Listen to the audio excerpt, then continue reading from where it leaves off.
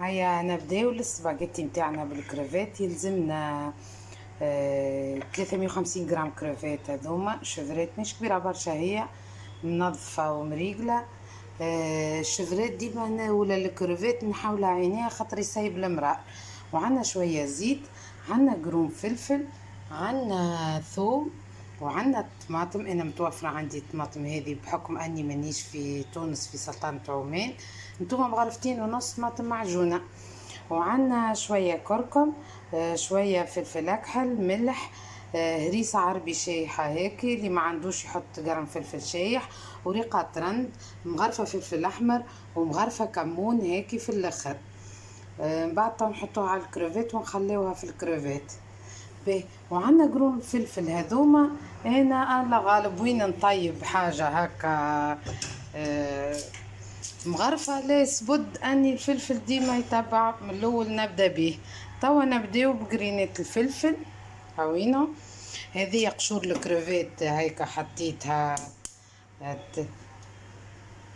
في الماء باش نمرق بها. توا باش نبدا نقلي قرون الفلفل، ومن بعد نحط الطماطم نتاعي ونحط لها شويه ثوم. الثوم نقسمه على 2، شويه نحطه من الاول وشويه نحطه في الاخر. لهنا حطينا الطماطم نتاعنا بعد ما قلينا الفلفل، هوا خرجناه على الغاز واطي. حطينا الطماطم نتاعنا، قرصه سكر. السكر للطماطم ما يخليش شكل قروسيه باهي. هذيك استيوس نتاعي نستعملها انا. والله جاتني فكره اني اليوم نشارككم فطوري. برشا مقارونتي يقولوا بنينه يعني.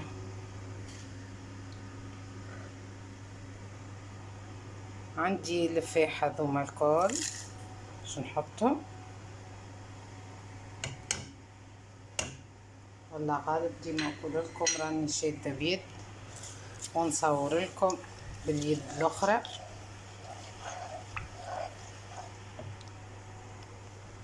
نحطوا شويه ثوم.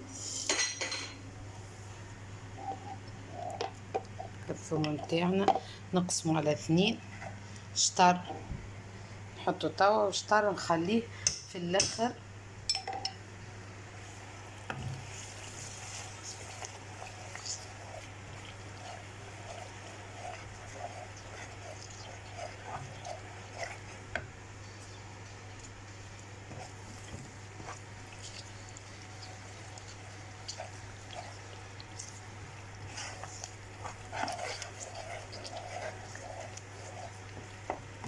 دوبا تقلى هكا الطماطم.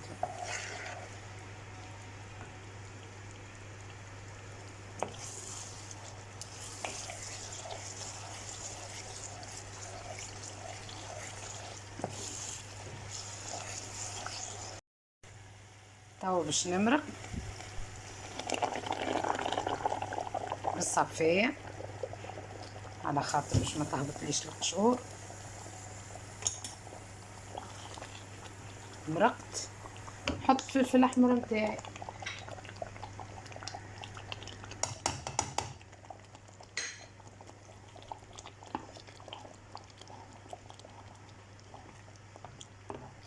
المقارونه ما تحبش برشا المرقان، نمرقوا بشويه بشويه ونشوفوا.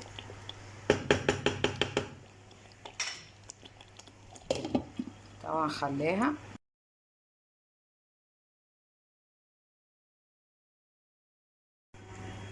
هنا الصوص نتاعنا طابت. باش نحطو الكريفات والثوم والكمون، خلطتهم مع بعضهم. الكريفات ما نخليوهاش برشا، راو اقل من درجة طيب. هي بالسخانة ديجا كان نسكروا عليها توا سي طابت. حضرت المقارونة نتاعنا، معناها الحكاية الكل ناخذ وقت ازيد في تنظيف الكريفات.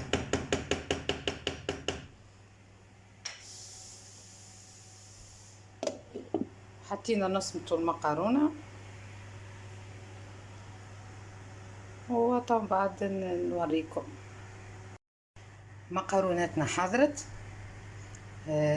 نتمنى لو تشموا الريحة يعني. الله غالب الفيديو ان شاء الله تجربوها، وان شاء الله تنال اعجابكم الوصفة.